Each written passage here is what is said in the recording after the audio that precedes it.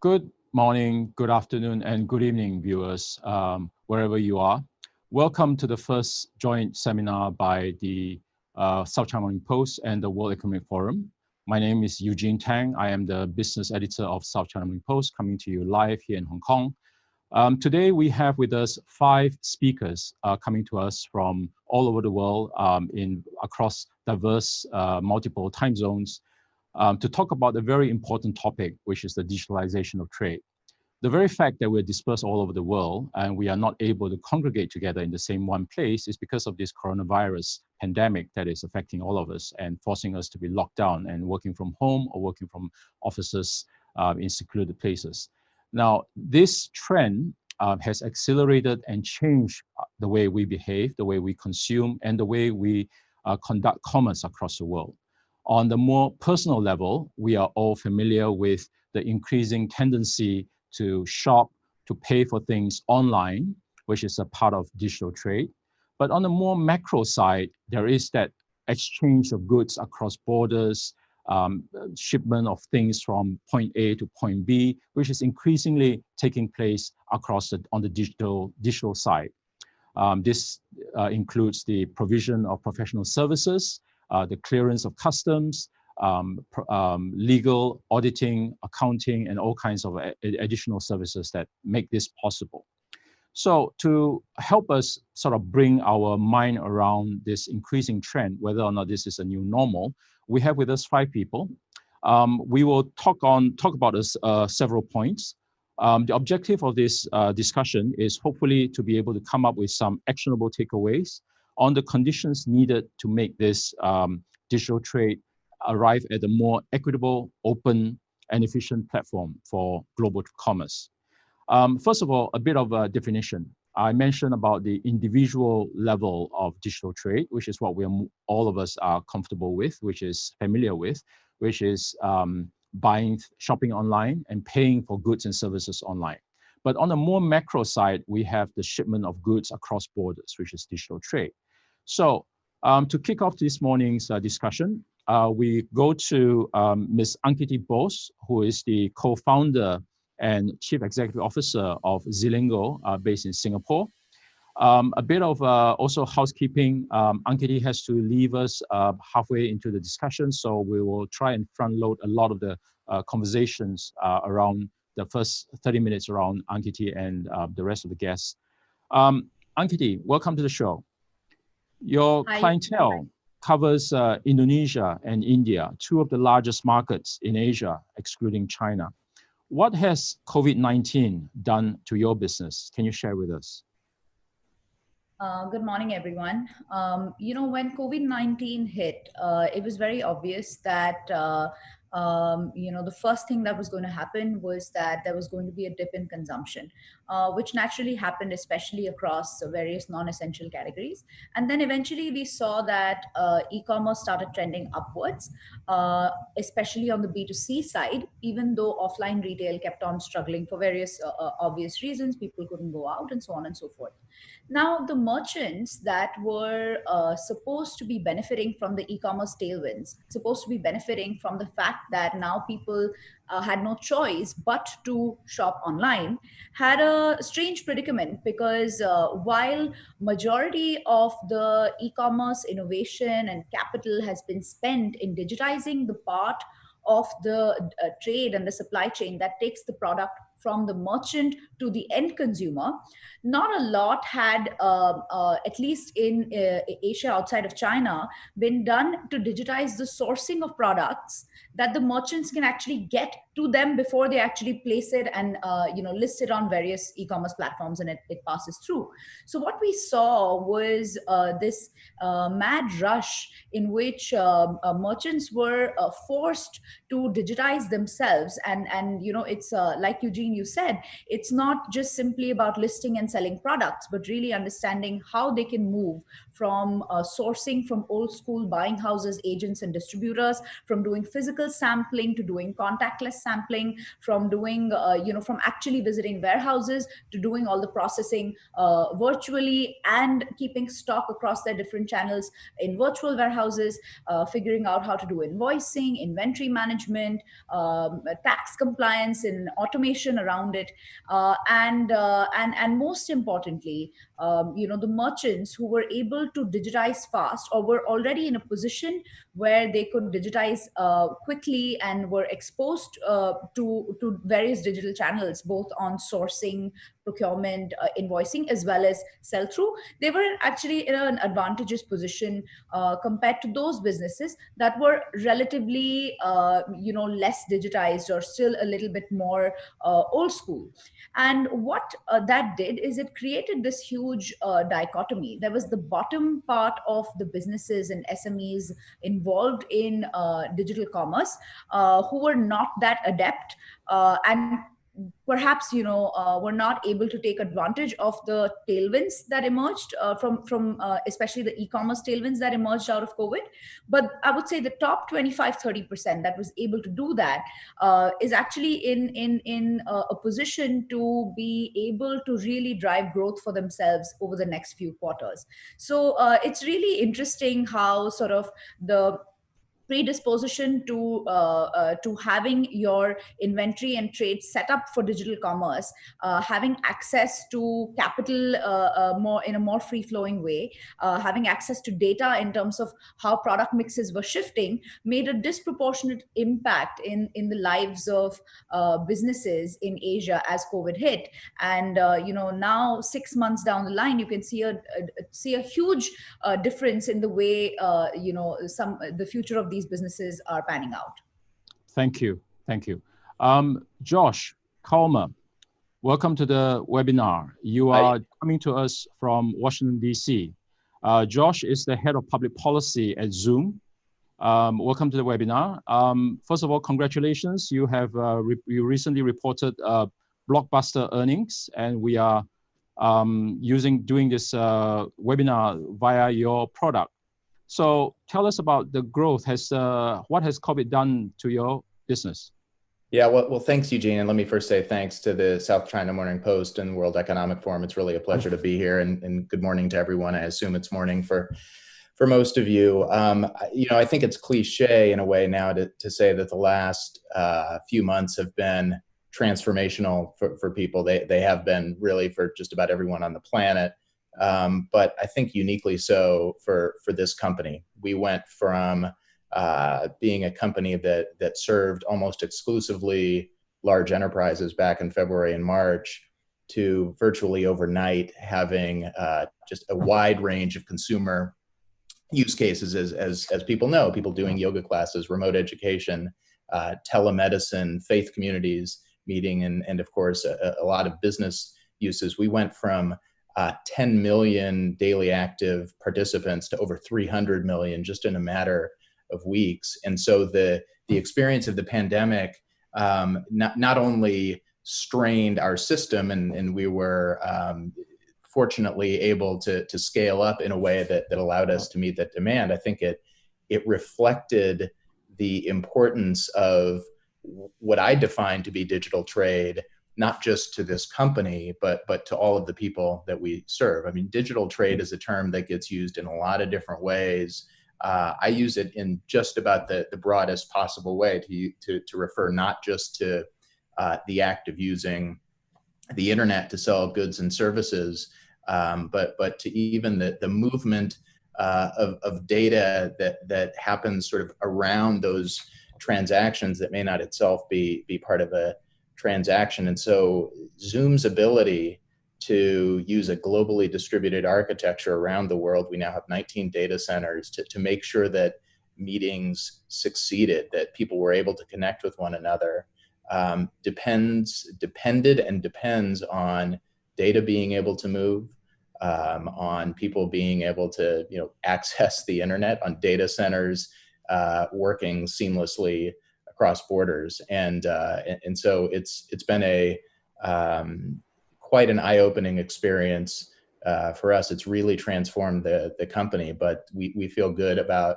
how things have gone, and it has reinforced the importance of the topic we're discussing today, which is how to ensure that the policy environment remains and ideally becomes even more sensitive to the fact that for all of us to experience higher living standards, for kids to be able to go to school, for people to be able to get medical care, and business to be able to be done, data's got to move, digital trade has got to succeed, and we've got to have the rules and the norms in place to support that. Thank you, Josh. I would like to say a warm welcome to Jack Zhang as well, who is the co-founder and CEO of AirWallex. AirWallex is a fintech startup based simultaneously here in Hong Kong as well as Melbourne. Welcome to the webinar, Jack. Thanks, Eugene. Now, digital adoption has been essential in dealing with the aftermath of the pandemic, and financial services is particularly essential to this. Now, you are a fintech startup. Your business is revolves around financial services. Do you have data that shows the number of new users to your services in the last few months? Of course, Eugene. I mean, as you know, AirWallex help businesses, especially digital businesses, to operating their business globally and growing that business globally. And we see some significant changes in the last 6 months. So when the pandemic happened in sort of late January or early February, we feel the music sort of stopped a bit for a few weeks, and everyone is sort of panicking, trying to figure out what's going to happen. But we see, we had a hypothesis at the time that e-commerce should be come out of this even stronger by looking at the data, from SARS over a decade ago. Then the actual data prove our hypothesis is actually correct. So we see, from across our customer base, where close to 70% of the user is e-commerce, we see our Q2 number have grown over 53% compared to Q1 number. So it's come back pretty strong, especially around the April and May timeline. We see some of our customers in the e-commerce sector growing over 200% just in that single month. And we also see the digital and technology revenue have boosted over 40% in Q2 over Q1 as well. So that including, I guess, digital technology businesses similar to Zoom. At the same time, we see logistic growing over close to 70%. That kind of correlated to the e-commerce sector. While we see these industries have growing significantly in the last 6 months, we think the speed of e-commerce accelerated at unseen speed. Probably what happened in a decade happened within a couple of months. But at the same time, some of our customers have significantly impacted it, like travel. Used to have 10% of our revenue. We see travel revenue have dropped over 85% in Q2 compared to Q1. At the same time, we see close to 40% drop in international student tuition fee payment, which means international students either do a gap year or defer that study, so that we see a significant disruption in that industry. There's very interesting data. We kind of seeing even sort of in Q3 and now it's close to the end of Q3, e-commerce just continued to growing stronger and stronger, and haven't been slowed down at all. So this is some of the very interesting data we have seen, Eugene. Right. Thank you, Jack. I also would like to extend a very warm welcome to Mr. Nelson Chow, the Chief FinTech Officer at the Hong Kong Monetary Authority. Now, the HKMA, as the de facto central bank in Hong Kong, has really been one of the key innovators and leaders in digital financial services transformation. Even before the COVID-19, the HKMA has taken the lead in introducing policies like the sandbox for fintech companies to experiment their services in a ring-fence environment. And also the HKMA has introduced 8 virtual banking licenses in Hong Kong even before the COVID-19 began. So Mr. Chow, welcome to the webinar. Can you tell us whether the COVID-19 has sidetracked or accelerated your digital transformation and fintech efforts? Thank you, Eugene. Definitely, it's accelerating the adoption of fintech solutions. You can tell from all sorts of data. I think Jack shared some very important figures, and I totally agree with Josh. Transformation sounds like cliche, but it's real. I can share some figures related to digital payment, but because today's topic is about digital trade, and no trade can go without payment. And in terms of the transaction volume that we can see from the faster payment side, in July this year, the average daily transactions is 4 times the number of July 2019. And in terms of the registration, it reaches already 5.7 million registration of the for the use of this faster payment system. For a city of populations of 7 million, this is significant. It compares very nicely with a year ago. I think we only have like 3.2 million registration. So you can see from all sorts of figures, you can tell the digital adoption is accelerating, and you can also see from the reports from the largest banks on the media. They also see it's very broad-based. It's not just retail customers are going more digital. They also see their business users are more willingly to adopt digital solutions. Thank you, Nelson. Mr. Fan, welcome to the webinar. You're coming to us from San Francisco. You are the head of digital trade at the World Economic Forum. From a policy standpoint, what are some of the ways that we can enhance digital trade? Oh, thank you, Eugene. One word: urgency. I think it's pretty clear from even from the past 10-15 minutes, we have heard that there has, from the private side and private sector side, and then from the technology side, everything ramped up during this pandemic. But what about the policies, the regulatory framework, which have always been lagging behind, but this pandemic just widened that gap.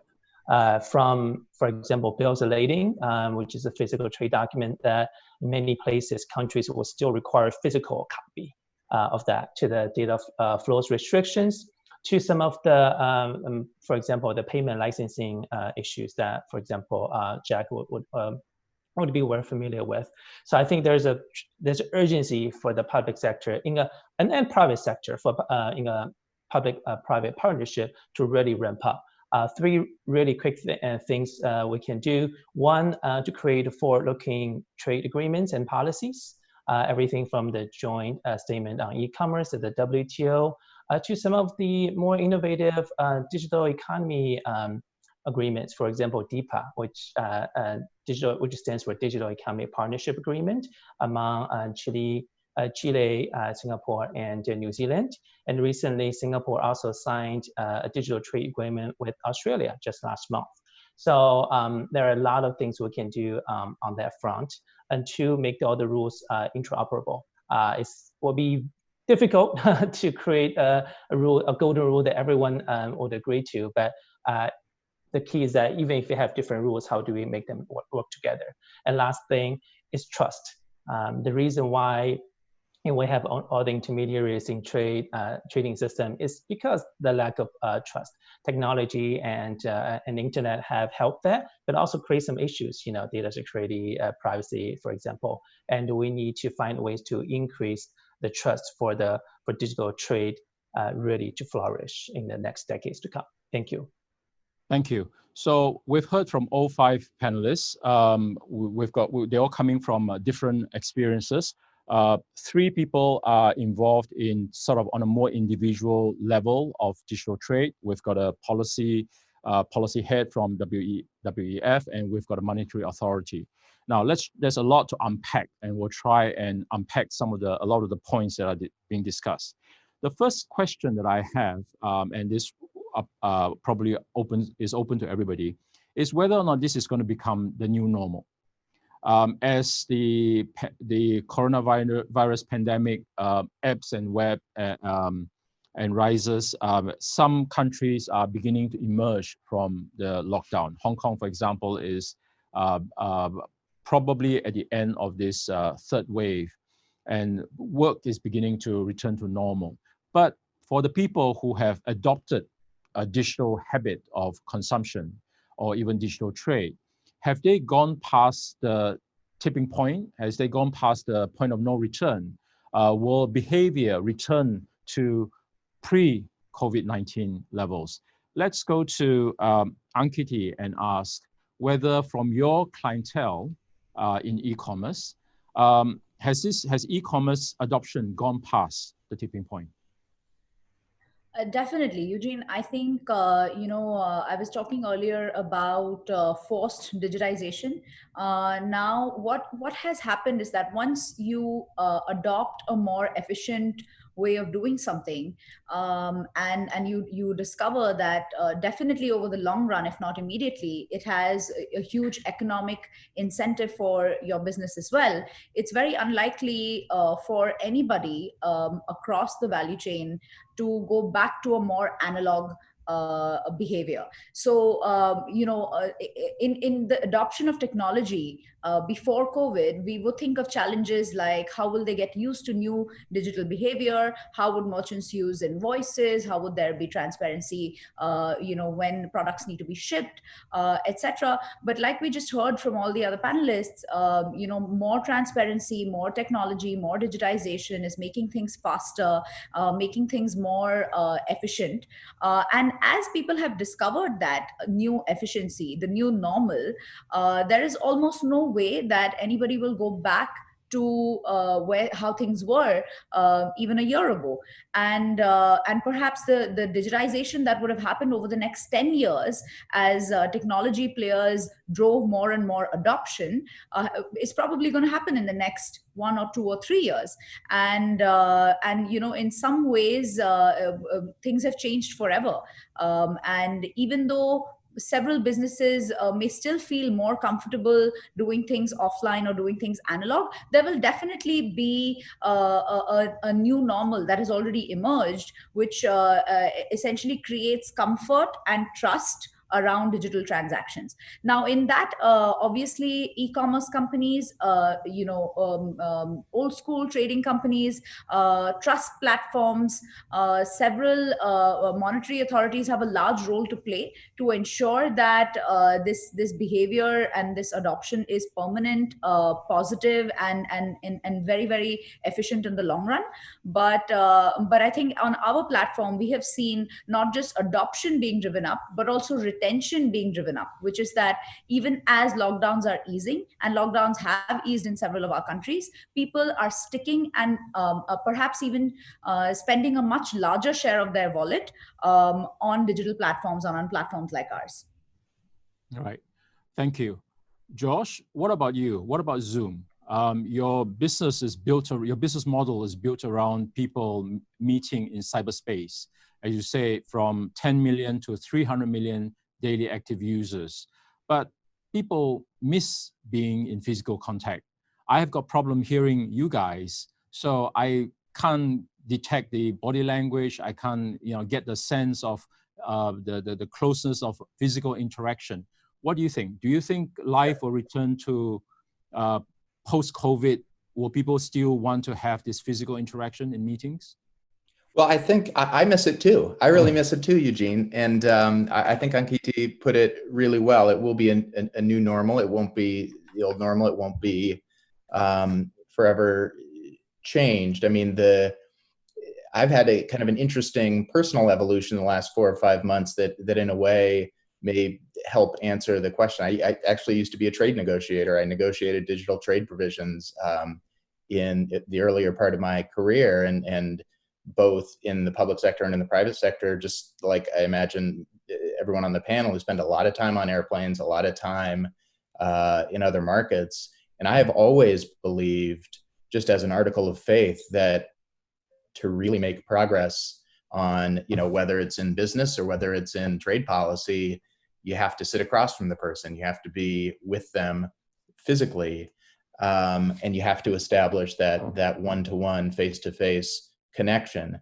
I still believe that, but I think the circumstances in which that's true, and which I will believe that is true in the future, have changed somewhat. So, for example, I've found just doing meetings with my new colleagues at Zoom, I've been in this role a little over 3 months. I haven't met anybody in person, but I've already established a deep connection to people. I've worked with foreign government officials very successfully.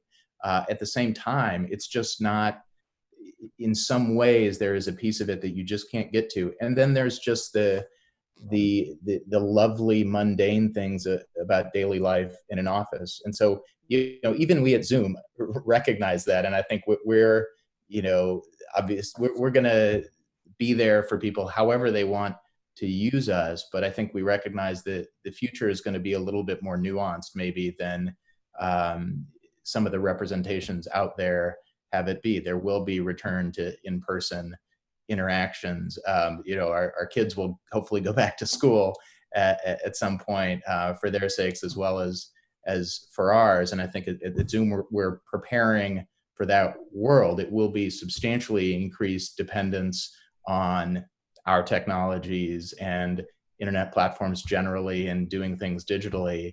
But people need each other, and they need each other in the same physical environment, and that won't change.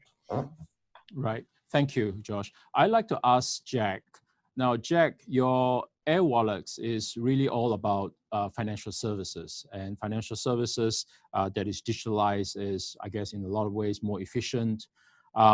You have data that shows that the majority of your users in the past few months are new users, but how many % of them have shown the preference that they want to stick with digital? Do you have such data? Yeah, that's a very good question, Eugene. I absolutely agree with Josh and Kitty on that comments. And I truly believe that we actually at the beginning of a new era where digital economy is going to be the center of this new economy structure. That from the survey we have sent out to our user base, we have seen 75% of the respondents plan to continue to use the digital channel post-COVID. That's a pretty significant number. And we see some of the B2B decision maker believe digital-enabled sales interaction will be 2x more important than before the COVID. And this is a number we have never seen in the past. And personally, like I have been travel 20 to 30 countries as a B2B decision maker myself, and have to fly to somewhere in Europe to meet a big customer's CEO because it was seen as not polite if I or not take it serious enough if I not physically visit them, for example, in Germany. But now I got a perfect excuse not to fly 30 plus hours around and come back, and I can perfectly having a meeting with them over the Zoom, and I think that's actually a lot easier for us to do business than spend a whole week in Europe just to meeting one or two customers. I think as a B2B decision maker, I urge everyone to get ready for this new era, and we are only just started. Right. Thank you, Jack. So Ankiti, Josh, and Jack have sort of told us that this situation is going to be with us. The adoption of digital is here to stay.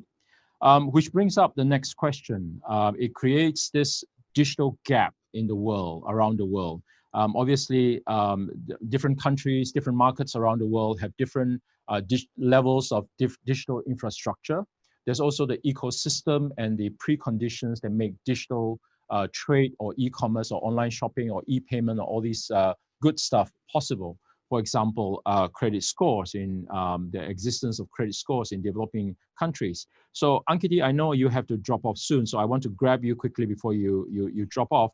Since you operate in Indonesia and India, two of the largest developing countries, population centers in the world, what is the level of credit scores in your key markets? And what do you think is needed to help overcome or close this digital gap? I think that's a very interesting question.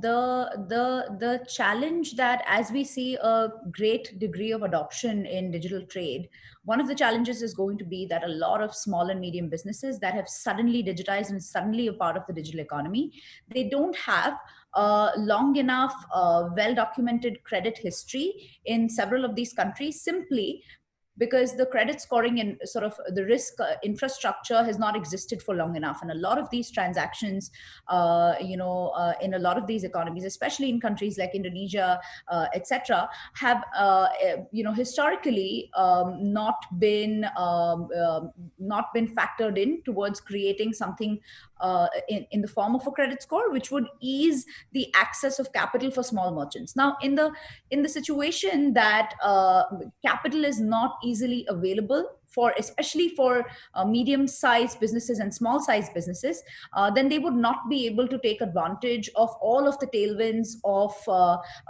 this sort of trade digitization that's happening in the wake of COVID. And if it is not solved, then it will, like you said, widen the digital and the financial gap between the SMEs and the businesses that are in a position to take advantage of everything that's going on right now. Now, in such a situation, I think, I'm sure there are several factors, but two key levers that come to mind one is obviously wide-scale adoption of technology and data that is generated from these technology platforms be used by governments and financial institutions to quickly and more easily start scoring businesses and providing capital to them.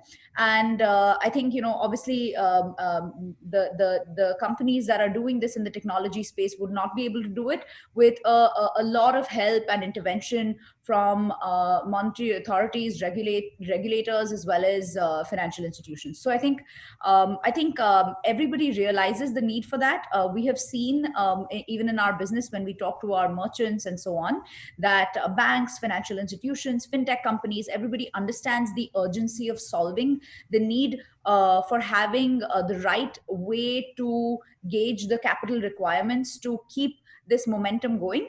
But I think it's going to take a lot of effort now on the behalf of technology companies, governments, and financial institutions to work together to make sure that we can all create a much better outcome at the end of this. Thank you, Ankiti. I would like to also switch now to Mr. Nelson Chow. We're talking about Hong Kong. When we talk about Hong Kong, this is a relatively small population, mostly urban, which is well served in terms of telecommunications infrastructure, IT infrastructure. But there's also a bit of a digital gap in Hong Kong, especially with micro SMEs that generate more than half of the employment in the city. So I want to ask, what is the HKMA's overall policy to close the digital gap and promote digital adoption, particularly for micro SMEs in the city?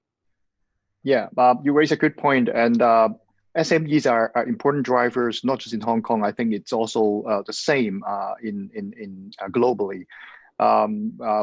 50%, almost 50% of the employment is contributed by the SME, and also in GDP-wise, I think they also contribute a lot. In terms of the COVID impact, we definitely see that for the big guys, they may not see this gap because they are very digital. Most of the MNCs, they're using sophisticated ERP systems. Or in their entire value chain, it's more digital than the SME players. But for us, I think first of all, the policy is to help them to survive through this challenge. So we have introduced this 100% loan guarantee scheme.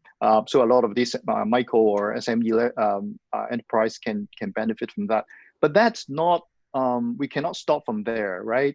We have to move on and see whether a lot of the fundamental issues can be resolved.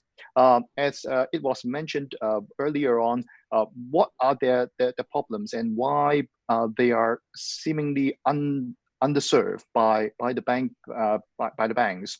One important aspect is they may not have the credit history in a form that is easily accessible, and so that's why in the normal traditional way of bank credit assessment, they may not be easily getting any credits from banks. So what we are trying to do is we have try to fix this issue on multiple fronts. One is on the trade finance side. We are working with the BIS Innovation Hub, and also together with a lot of international players like ADB, IIF, WEF, all that, to try to solve this puzzle. I think this is the important things, how we can leverage alternate data, not the traditional financial statements of a company, whether we can build up this data and allow the banks to use those data, leveraging latest technologies like artificial intelligence.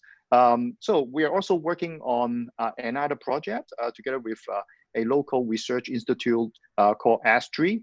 They're working on how alternate data can help these micro SMEs to get credits from banks. All right. I also like to turn to Mr. Fan. From the WEF standpoint, because you deal with global organizations and forums all the time, what are some of the best practices in place for closing the digital gap in emerging economies? Yeah. Eugene, thanks so much for shining a light on this extremely important issue, because digital trade can only grow if everyone in the system feels it's fair, whether at the individual level or at a country level. Otherwise, individuals will resist it, they'll vote against, agreements or policies, or at the country level, they may take some, protectionist measures, because they feel like, it's not fair. So I think it's extremely important to close that gap, and not just from, between the developed and developing countries, even within the so-called developed countries, there are gaps, the digital divide, between the city and rural, between one ethnic group to another. So it's an extremely important issue. So 3 quick things. One is digital FDI, because we know there's many countries have FDI policy, foreign direct investment, but those policies usually were made in past decades to attract, say, big factory, real estate, investments, a greenfield. Whereas, we need a new set of policies for attracting and to build the digital infrastructure. So digital FDI, I think that's something developing countries particularly can lean into, and the forum has a program on that. To increase connectivity, which is the basics for a lot of the discussions we're discussing. And then education to the public, but also to the policymakers about digital trade and technologies and what are some issues, so that good policies can be made both domestically and internationally. Thank you. Right. Thank you, Mr. Fan. So you brought up a very important point about policies. Now, we know that in the world right now, there are a lot of different initiatives to put in place different digital trade policies. We have, for example, the EWTP that was pushed a couple of years ago. We have the Data Free Flow with Trust, or the DFFT initiative pushed by Japan, also signed announced at the WEF last year, and also affirmed by the G20 in Osaka last year. And then the Digital Economy Partnership Agreement, DEPA, that was mentioned earlier, and also various ideas under the auspices of the CPTPP and the USMCA. So, which brings to mind a question: is it possible for a single golden rule to be applicable in global digital trade, the way physical trade exists? And I want to put Josh on the hot seat, leveraging on your previous experience as a U.S. trade representative, and now working for a Chinese company based out of Washington. From the policy standpoint, we have initiatives that are pushing a singular protocol or guideline, if you will, on digital trade. We also have concerns about data privacy. We also have push for open flow of data. How do you reconcile all these together? Is it possible for a single rule to be available? So thanks, Eugene. I'll get to that question. I should clarify, Zoom is actually a US company. We're founded in California. We're incorporated in Delaware, and we're listed on the NASDAQ. We do have operations in China, but we're deeply committed to the United States. This is home. We have more than half of our employees in the United States. And so I just wanted to make sure that was clear for the audience. Before answering the question, and I will answer it categorically, I think it is important to understand that all of the different initiatives are, in fact, just that, different. There are some that are political initiatives that nevertheless are important, like Japan's Data Free Flow with Trust initiative. There are regional agreements like the CPTPP and the USMCA. And then there is currently one single multilateral initiative, the e-commerce negotiations in the World Trade Organization. To me, the answer is yes. It is absolutely possible for a single set of rules to govern the world, and I think that should be the aspiration. It's extraordinarily difficult to get there precisely because of what you mentioned about differing values around things like privacy, different approaches to data security, different economic development imperatives that sometimes cause governments to feel like we need to require that facilities and computing machinery and data be localized. All things that sort of tug at the foundations of a lot of trade rules. But those kinds of domestic sensitivities are not new. They've existed forever, generations ago, and still today they exist in agriculture, they exist in industrial goods, they exist in issues around the supply of services across borders. And so there's nothing, in my view, qualitatively different about the push and pull among different countries trying to figure out what's the right policy recipe reflected in a given set of rules that is going to allow our country to grow, to find and create economic opportunities for our people, to protect their data, to protect national security. And the efforts at the WTO they certainly were promising before the pandemic. They've been slowed down a little bit. But I truly believe that we can have success at the multilateral level. All trade agreements, even where countries notionally sign on to the same rules, have slight variances in them to accommodate the needs for flexibility of certain countries, and I would envisage that would be a part of it. But there is absolutely space for a single outcome internationally that can provide terrific rules for the whole world. Thank you. Mr. Fan, do you think, how do we get there? How do we get to a point where these multilateral agreements can come together and establish this golden rule? Yeah, three quick things. One is mindset. It's actually in the past couple of years, we have seen more and more digital agreements being signed. DIPA, Singapore, Australia, those are just examples. And we're seeing more and more of them, especially, I would say, in the past 2-3 years. So I think it's a really good trend. And anything this panel showed that this transformation is just so obvious. So hopefully the policymakers will be more aware of that. Two, true public and private partnership. This is really the time that we need the private sector's expertise to contribute to the public sector's decision making, especially when it comes to a lot of the technology issues, right? From e-commerce to payments to some of the emerging ones, artificial intelligence, DLT, the two sides really need to work together. And this is what also the forum does here in San Francisco at the Center for the 14th Deaf Revolution. And the last thing I'll say, interoperability. So I totally agree with everything Josh just said. I'll just add that, even if there are, differences among the rules, let's find a way to make them interoperable. One quick example, in digital payment, maybe let's push for more open banking guidelines, or, allowing passporting of payment licenses, between countries. So things like that can really help bridging the differences and help grow digital trade. Thank you. Thank you. I'd like to go to Nelson and ask a question about fintech and blockchain. You are the chief fintech officer and the foremost expert on blockchain in the city.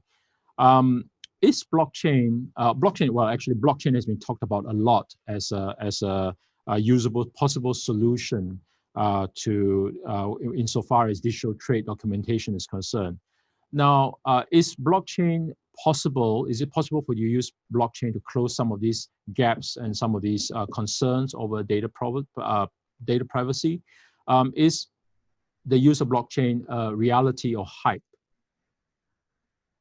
Yeah, thank you. I think all major technology go through some hype cycle. And if you look at the internet, it was invented in 1969, but you think about how many years or decades before people can transact using the internet. I remember when I joined the HKMA, it was like 16 years ago. That was the time when internet banking was becoming usable, and so you go through the dot-com bubble in the year 2000. I bet this blockchain may be the same. You have to go through this hype cycle. A lot of promise were made, and you take time to materialize some of the benefits of blockchain. But we see very good traction. For example, I work with Mr. Fan on the trade finance tech challenge. We have 3 problem statements, and we are inviting the private sectors to contribute their solutions, blockchain-based solutions, to address some of this digital gap. Obviously, blockchain has its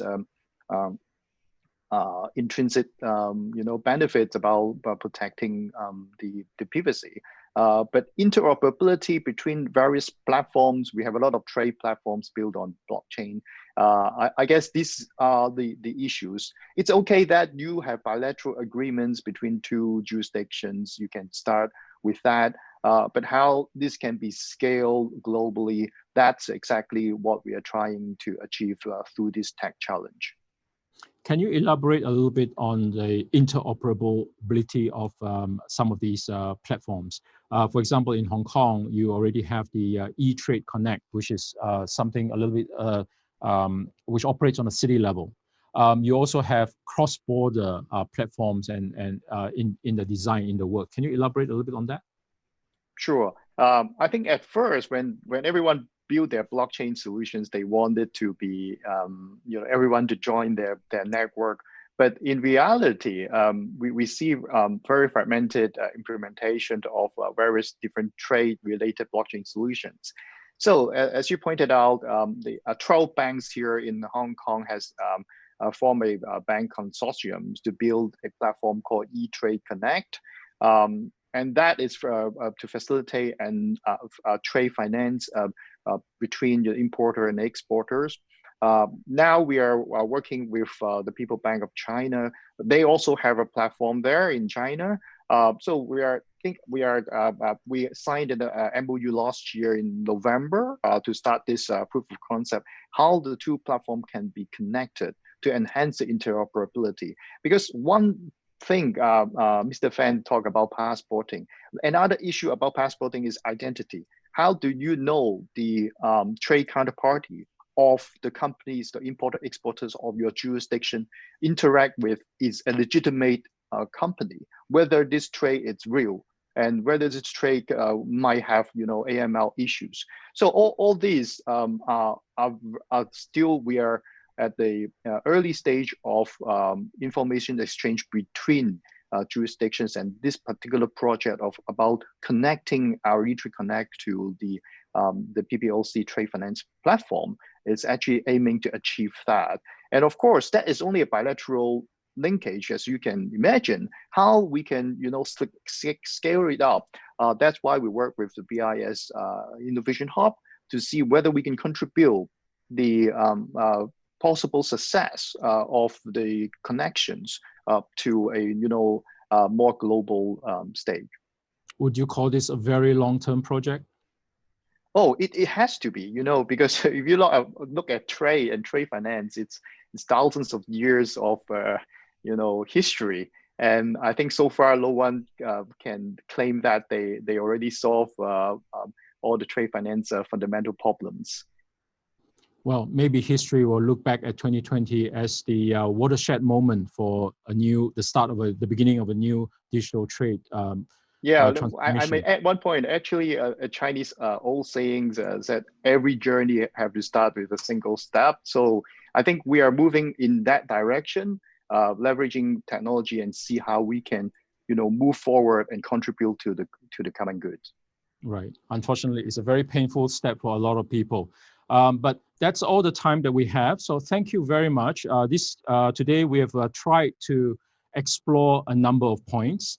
I think from the very early discussion involving Zilingo, who has had to drop out, we've pretty much established a consensus that this new normal of digital trade, whether it's personal or on a more macroeconomic level, is here to stay. We're past the tipping point. We're down the road of no return. Even if the coronavirus lockdowns were to end tomorrow, there's no going back to status quo ante. So that's the first point. The second point is that we pretty much all agreed on is that there is a digital gap around different economies, different markets in the world, in the way that infrastructure is brought to bear, telecommunications, IT infrastructure, and also the financial rules and regulations that have to be brought to bear to make digital trade available. And more efforts are needed to help close the digital gap, not just between economies and countries, but even within the same economic system. And I think the third point that we have more or less drawn a consensus on is that it is possible for a set of golden rules of globally applicable protocol on digital trade to be available. But it will be a long and arduous journey. It will take a lot of effort. It will require a lot of trust between participants, between different countries, between different economies, between different players, between both the public sector and the private sector.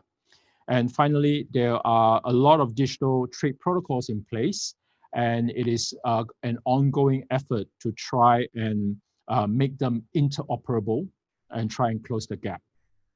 So thank you all for this very invigorating discussion. First of all, thank you, Josh. You're in Washington, D.C. Thank you for giving up your evening to be with us. Thank you, Eugene. It's a pleasure. Right. And thank you, Mr. Fan. You're in San Francisco. It's late afternoon for you, so we've had a lot of discussions. We haven't had time to go through a lot of other points on our agenda. Maybe this could be food for thought for further collaboration. Thank you. And to our two guests here in Hong Kong, Mr. Nelson Chow and Jack Zhang, thank you for giving up your afternoon. Jack, you have just returned to us from Australia. Good luck working from home. Mm-hmm. And thank you, Mr. Chow. Thank you. Thank you, Eugene. That's all that we have. Please, for viewers who are joining us from around the world, please continue to subscribe to the WEF newsletter and the South China Morning Post newsletter, where you will be getting more information and details and news and analysis about what's going on. Until we meet again, do stay safe, keep your social distance, wear your mask, stay healthy. Thank you. Thank you. Thanks, everyone. Bye-bye.